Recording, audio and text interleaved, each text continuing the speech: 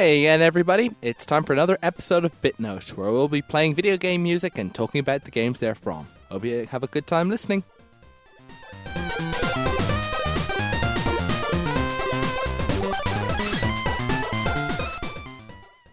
Let's start things off with a good epic theme. It's been a while since I feel we've had like a really good moving opening orchestral music, so here's the main theme from a game called Gun that was released quite some time ago. In 2005, so not quite that old by video game standards, but it's certainly quite a game to remember.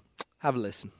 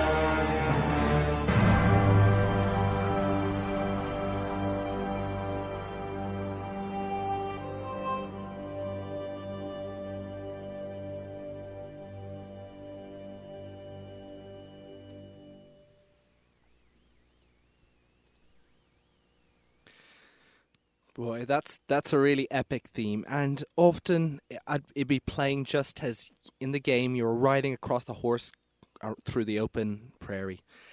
Gun is essentially a Western game. I suppose when people talk about open world Western games, people might be talking more towards the good old-fashioned Red Dead Redemption, released recently by Rockstar. But Gun came a lot earlier, and it was actually released at a time when there are actually fairly few Western video games. Now, I know it might sound surprising, but it's just in films there was this period, which I've gradually figured out about more and more, where it was just Westerns everywhere on TV, in the movies, everything. I mean, I remember one time, it's sometimes hard to remember exactly how powerful Westerns were, especially when, like me, you weren't alive when they were popular for the most part. But my dad always had a huge affinity for the Westerns. He just really loved them. And essentially, I one time found a book by his on Westerns. And the idea was it was all these famous Western actors who starred in Westerns. And it had not only their name, it was one of those collectible things, had not only their faces, but a list of the movies they starred in. And I flipped through this book. I think it wasn't fully filled out, but he'd done filled out a few of the collectible pictures. And I noticed I didn't recognize a single actor or a single movie that was mentioned in it. So, I mean, like, when we look back today, you know, you might hear the obvious Western names like The Good, the Bad, and the Ugly and Fistful of Dollars and all that sort of stuff. But you forget that there was a huge deluge of Westerns, and the ones most people only know of or remember were only the good ones or the era-defining ones. But it was a gigantic genre at the time, and it's just... I suppose that's one of the reasons maybe that's one of the reasons it became less popular, because people got a little tired of them. But anyway... In video games, the Western genre wasn't really represented that much. I mean, here and there, I mean, in one of the Zelda games does actually do a reference to spaghetti westerns by one of the towns you visit, which actually took me by surprise. I never really figured Zelda for taking inspiration from that area. But there had been games towards the end of the 90s. There was a game called Outlaws by LucasArts Games, which was one of the last first-person shooters that was in the old 2D style, and that was one of those games that definitely gets underrated. It had nice style, fun gameplay where you explore and a lot of shooting. And more recently, you have Call of Juarez, I think. I really don't know how to pronounce that. I apologize. Which was also it was a bit Western, but like I said, there are not that many examples in video games. But Gun was definitely an early example of a good open world Western video game. The idea of the game is that you're a guy, you're arriving on the frontier and you have to deal with Indians and bandits, and you obviously have a city that's literally called Dodge City, and then of course you basically end up on this whole quest to be honest, it's basically about revenge and just dealing with this really, really bad guy who's corrupt to the government and all this sort of stuff. And basically it's quite an epic adventure where you go around going through mountain passes and trying to survive old steamships and retrieving all these items and storming forts. It's quite an adventure as well. It's an open world game, which or also called sandbox, which means that essentially you've got this great big area, and at the first the whole thing is cordoned off. You're only able to visit certain areas, but as the game develops, it opens up into this wide area that you can explore, and of course on horseback, because it wouldn't be based in good old Western genre if you couldn't ride horseback across the plains, and sometimes you'd have that beautiful music to accompany it. The gameplay, you can also do some nice little quests and everything and upgrade your weaponry, and on a couple of occasions you literally take a look at wanted posters and have to go out and try to capture the person, or at least capture them or kill them, dead or alive, taking the meaning very literally.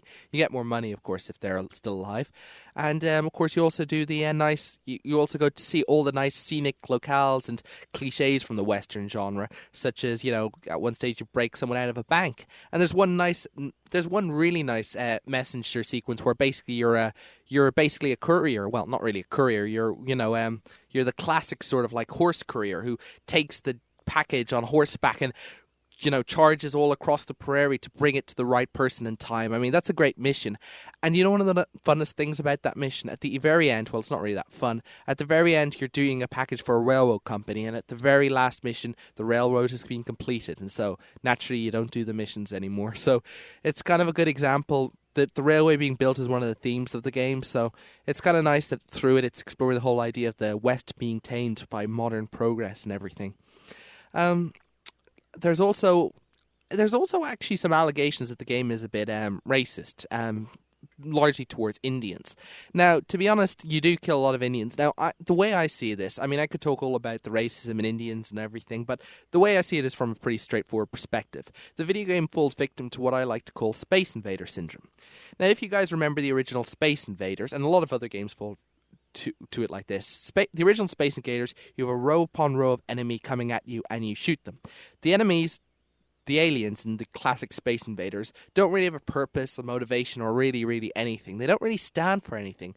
They're just targets. They're just abstract idea of an enemy that's gradually coming down to defeat you, and basically they provide the entire impetus of the game. The entire game is about destroying these aliens, and the idea is that they keep coming and coming, because they can't run out of aliens. That would just basically mean that the game ended at that point.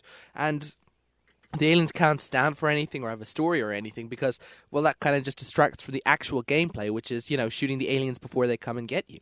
Now, this might sound very simple, and it is simple. That's how original games were. You had a constant enemy, and it would have a gigantic supply of them because that's how the game works. The problem came when games began to become more realistic and more, detailed graphics, better storyline, better characters, and people decided to start placing stories in places more interesting than just standard, abstract sci-fi environments. The problem comes when people map like real life or real stories or whatever onto this video game template. People end up still being faced in the arbitrary roles of the enemy and the good guy. I mean, it's actually kind of almost hilarious, although tragic as well, about how many games this pervades. Obviously, if you're going to take real life from an inspiration, you need to realize that real life is subtlety. The enemy is not only an enemy, it might have its own motivations. The game idea might be to understand the motivations, or to try to figure things out, or try to navigate its way through a complex pattern. I mean, there's so many possibilities that real life has, so many intricacies, so many twists and turns, that basically video games have got a gigantic wealth to explore. But instead, video games pretty much go back to Space Invaders. You are a protagonist, you have a bunch of enemies to defeat, you must defeat them. There is no empathy, there is no subtlety. Sometimes you can get some nice tricks with the sound or about the setting that might make you feel hemmed in or whatever. But the whole core basic abstract of defeat the enemies is still a key part of the story.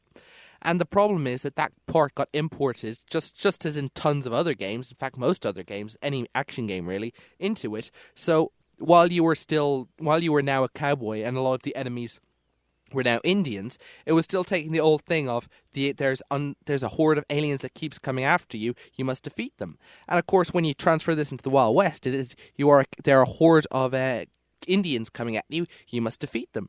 So essentially, yeah, a lot of the earlier gameplay, you've got a whole lot of Indians attacking you, and your objective is to basically shoot them. Now, and you got to shoot them to get through the level, and you're shooting huge amounts of them, and they keep coming at you. I mean, it's like the same thing with every other video game enemies. You'd think if you killed 10 or 50 or 100 of them, that the rest would sort of get a clue that they should play a little more defensive, but no, this is how video games work. The core gameplay mechanic is deal with these enemies and defeat them. Now, when this is taken, of course, into the cowboy setting and you're defeating an enemy, of course it's going to be seen as racist, because you're basically depicting the enemy, i.e. in this case the Indians, has a bunch of simplistic items that are as a bunch of simplistic agitators that's only purpose is to actually be defeated. And of course, I mean, in real life, Indians wouldn't have been like that, or, you know, you could have found another way to solve the problem, or at least you could have tried to defer them or anything. But no, it's the standard action gameplay where you defeat the enemies. And of course, when you map a real actual ethnic group or any sort of specific group onto these enemies, then it suddenly becomes a lot that it suddenly can be seen as racist. And this isn't the only game that does this sort of stuff. A lot of games can often make the enemies be, you know, black or Latino or some other ethnic group, and that can easily come off as racist. I mean, there's just, unless you actually want to make the gameplay more involving or more full of depth, then it's incredibly easy to fall into that pattern, basically. I mean, most games are like that. Now, what this game does in order to go against that, and what other games do as well, is, you know, while in the early stages of this game you do attack the enemies, as the game's storyline progresses, I mean, for a start, you're already being attacked by bandits as well, so it's not, and other people, and a lot of agitators. The Indians aren't even really the main threat of the game. As it goes on, it turns out, I think, this is going to be a spoiler, but apparently it turns out that you're part Indian and you have to team up with the Indians, basically, and the real bad guy is just a typical grunt who's accumulated power and everything. So it's not, the Indians are really just early level on, and so I suppose that's how the game tries to deal with this, by just essentially showing, yeah, okay, you're mindlessly killing a whole lot of enemies, but that's really only at the start of the game, and it's really more complex than that. But I mean, like I said, it's a thing with the mechanics, and it's extremely easy just to come off as mindlessly racist. I mean, to be brutally honest, if aliens ever do land on planet Earth, I can't imagine the amount of people who've grown up with first-person shooters thinking that the only thing aliens are good for is just massacring. Or the same thing happens if zombies have an uprising and they actually don't turn out not to be such zombies, but actually people with feelings and thought and intellectual things, and they get completely massacred just for people who have been grown up to believe that zombies are inhuman and deserve only death. Like I said, if video games could have greater variety of depth and vocabulary to explore the intricate issues of human life, maybe this situation could be avoided. But something tells me that people will always just love this sort of games where you just have an enemy that has absolutely no sympathy and like bashing them off it, and just bash them off and blast through the whole thing. And as long as games tend to be like that and people want that, there's always the risk that people's just going to grab some convenient group that they're not that familiar with, throw them in, and just come off as racist. Remember, guys, whenever you get confused by this, just remember racism is bad, and so is marginalization. But enough of that. I think we're going to hit another track from the same game.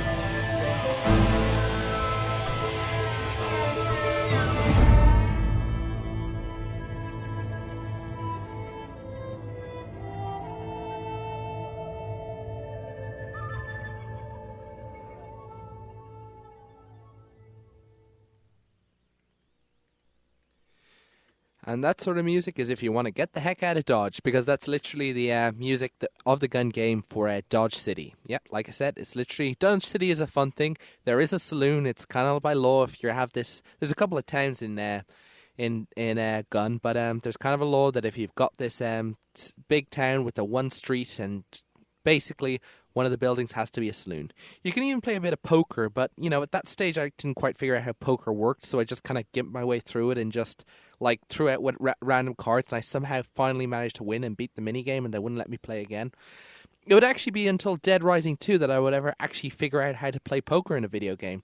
And then I realized the most effective technique there was just to see if you had good cards, and if you did, just go all in pretty much every single turn. I know I learned a huge amount at the start by about being practicing and remembering that you mightn't always have the best cards and knowing when to fold them, when to hold them. I mean, it's tricky.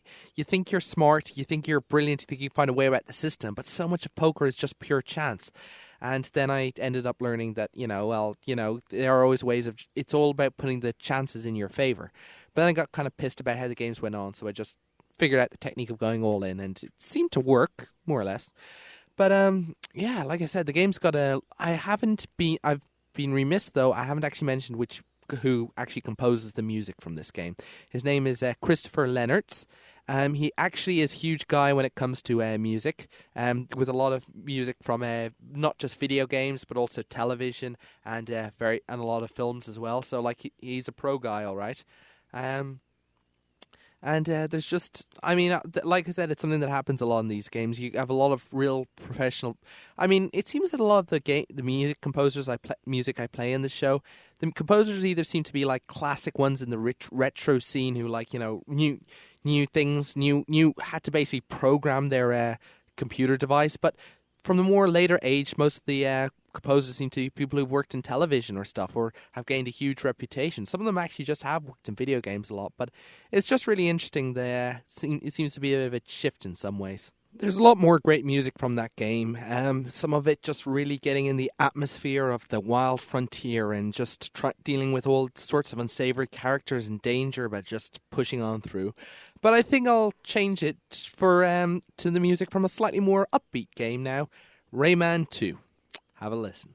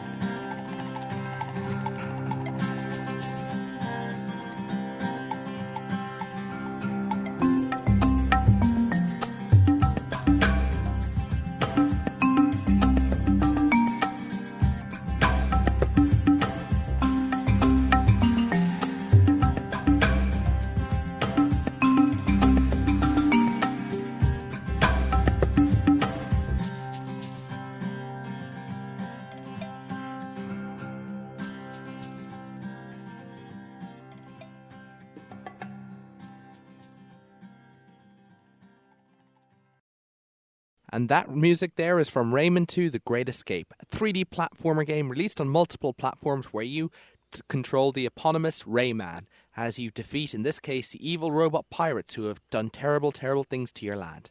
Rayman is just a fun game. I mean, it's back when games were just the innocent throwbacks. You were jumping around. You're basically a very simple character who actually doesn't really have a neck or like actual legs or arms. He just there's the feet and the torso and then the hands, and it all just flies freeform. I mean, it must be actually really great for animators, because I know a few things about computer 3D animation, and one thing is when you're making an arm bend, the joint is always a tricky area. So the idea of just having to do just the hands and the torso and the feet with all just empty space between, and believe that the character is just somehow controlling all his appendages just telekinetically, it is such a relief for any 3D modeler or person who wants to program it. Just so much fun. Rayman, of course, is a classic video game character. I believe in France, when they were even making up stamps of various video game characters, he was included as well. He is, of course, French. The game itself was developed by Ubisoft, and he's just been one of those characters that has come that has had a lot of good games. I believe there's a recent one called Rayman Revolutions out. One of the it's just, I suppose that's its trademark: bright, colourful 3D platformers and stuff.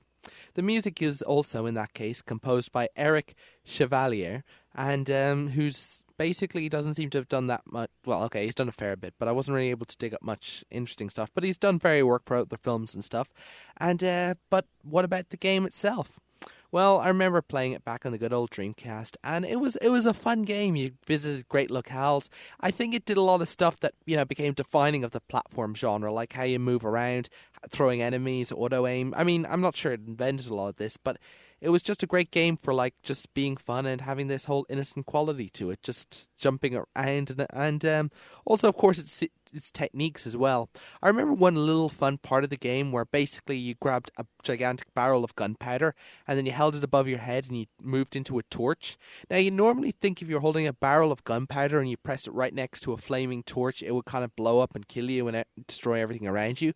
But according to Rayman, I learned what will actually happen is that the rear end of the barrel will suddenly burst into flames, shoot you right like a rocket, and you'll be propelled along a great wide open expanse, and you can control exactly where to move and how to go, and then you'll finally get to the end and everything will be fine.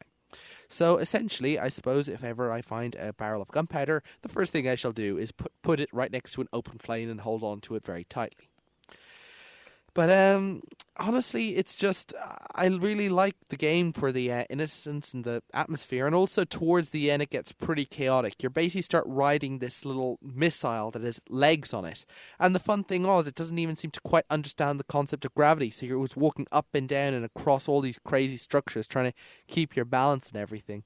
But I always felt that in France, they always cared more about, they always care about art, they always care about expression, they always care about making beautiful things, and I think that Rayman is definitely one of them. Ubisoft has gone on and they have turned out to be a bit more of the generic publisher, but I've always looked to France for a lot of really classic, great games that push the medium, that push things or mean things or have more emotion. I always liked, of course, Fahrenheit and later also known as the Indigo Prophecy is an example of that, heavily inspired by American movies, but it still really takes its own inspiration. And then, of course, you've got the classic Another World, which I've gone on enough about. It's also very cinematic, but just great expression and even good gameplay as well. The gameplay of Rayman is pretty straightforward. You're moving the character, you move around, and you shoot these energy balls out of your hand. And also, if you hold down the button, you can charge up shots and throw it. So it's very simplistic, but like I said, you've got a lot of crazy locales. The music you play from that one is just taking place in this great big glade with forest sort of area, and you're jumping on lily pads and you're defeating the monsters and everything. And it's just, like I said, simple things, but a lot of fun game. Normally, what I'd do then is finish up with an ending theme, i.e. I'd finish up with whatever music is playing through the credit sequence. As you know, video games can have pretty long credit sequences, and there's also often a couple of songs they play. But in the case of Rayman 2, they've actually decided to make a single song that will cover the entire credit sequence, meaning that it lasts over 7 minutes. So I don't quite have the amount of time to play the entire staff roll thing, but it does have music for the end sequence, so I'll play the music from the end sequence and just hope that everything evens out in the end. So Rayman 2 is a beautiful game. To be honest, I was looking forward to more of the same, but what ended up happening was these rabbits, which are like sort of creatures in Rayman, ended up getting their own set of spin-off shows.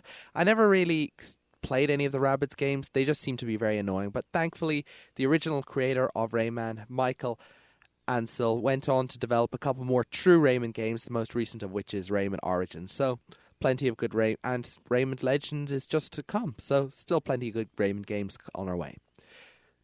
And other than that, well, thank you very much for listening. This has been David Collins with BitNote, and playing video games and video game music and talking about the games they're from. All the best.